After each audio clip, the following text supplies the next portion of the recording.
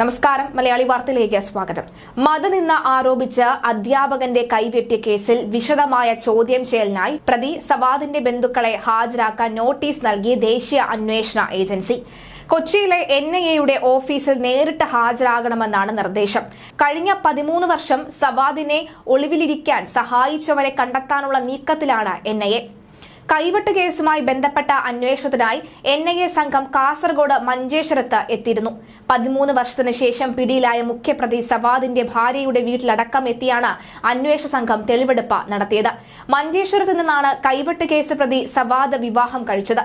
വിവാഹം നടത്തിയ തുമിനാട് അൽ ഫത്തഹ് ജുമാ മസ്ജിദ്, വിവാഹം രജിസ്റ്റർ ചെയ്ത ഉദ്യാവറിലെ 1000 ജുമാ മസ്ജിദ് എന്നിവിടങ്ങളിലെത്തി NIA സംഘം തെളിവെടുത്തു. സവാദിന്റെ ഭാര്യയുടെ വീട്ടിലെത്തിയും NIA സംഘം വിവരങ്ങൾ ശേഖരിച്ചിട്ടുണ്ട്. ഭാര്യ, പിതാവ് അബ്ദുൾ റഹ്മാൻ, ഭാര്യ എന്നിവരുടെ മൊഴിയും രേഖപ്പെടുത്തി. ഷാജഹാൻ എന്ന പേരാണ് വിവാഹവേളയിൽ സവാദ് രേഖകളിൽ നൽകിയിട്ടുള്ളത്. വിവാഹ രജിസ്റ്ററിൽ പിതാവിന്റെ പേര് ബീരാൻകുട്ടിക്ക് പകരം നൽകിയത് KP ഉമ്മർ എന്നാണെന്ന രേഖയും പുറത്തു വന്നിരുന്നു. ഈ വിവാഹ രജിസ്റ്ററിന്റെ കോപ്പി NIA സംഘം ശേഖരിച്ചിട്ടുണ്ട്. തമിഴ്നാട് അൽ ഫത്തഹ് ജുമാ മസ്ജിദ് ഭാരവാഹികളായ ബപ്പൻ കുഞ്ഞി, അതുപോലെ തന്നെ മുഹമ്മദ് എന്നിവരോട് സാക്ഷിമൊഴി എടുക്കാനായി കൊച്ചി NIA ഓഫീസിൽ എത്താൻ നോട്ടീസ് നൽകിയിട്ടുണ്ട്. ബുധനാഴ്ച രാവിലെ 11-ന് ഓഫീസിൽ എത്താനാണ് നിർദ്ദേശം. അതേസമയം ദിവസങ്ങൾക്ക് മുൻപ് സവാദിനെ professor TJ Joseph തിരിച്ചറിഞ്ഞിരുന്നു.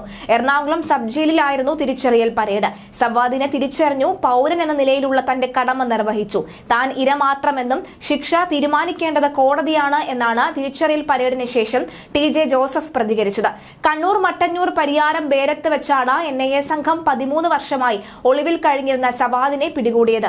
Thodupuzha Newman കോളേജിലെ അധ്യാപകനായിരുന്ന പ്രൊഫസർ TJ ജോസഫിന്റെ കൈവെട്ടിയ കേസിൽ മുഖ്യപ്രതിയാണ് സവാദ്.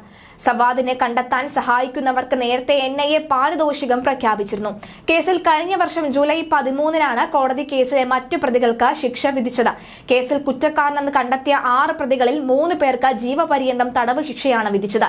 ഇത്രയും കാലം സവാദിനെ ഒളിവിൽ കഴിയാൻ സഹായിച്ചത് ആരൊക്കെയെന്നും കണ്ടെത്താനുള്ള അന്വേഷണത്തിലാണ് NIA സംഘം. സവാദിന്റെ വീട്ടിൽ നടത്തിയ പരിശോധനയിൽ 2 മൊബൈൽ ഫോണുകളും ഒരു SIM കാർഡും പിടികൂടിയിട്ടുണ്ട്.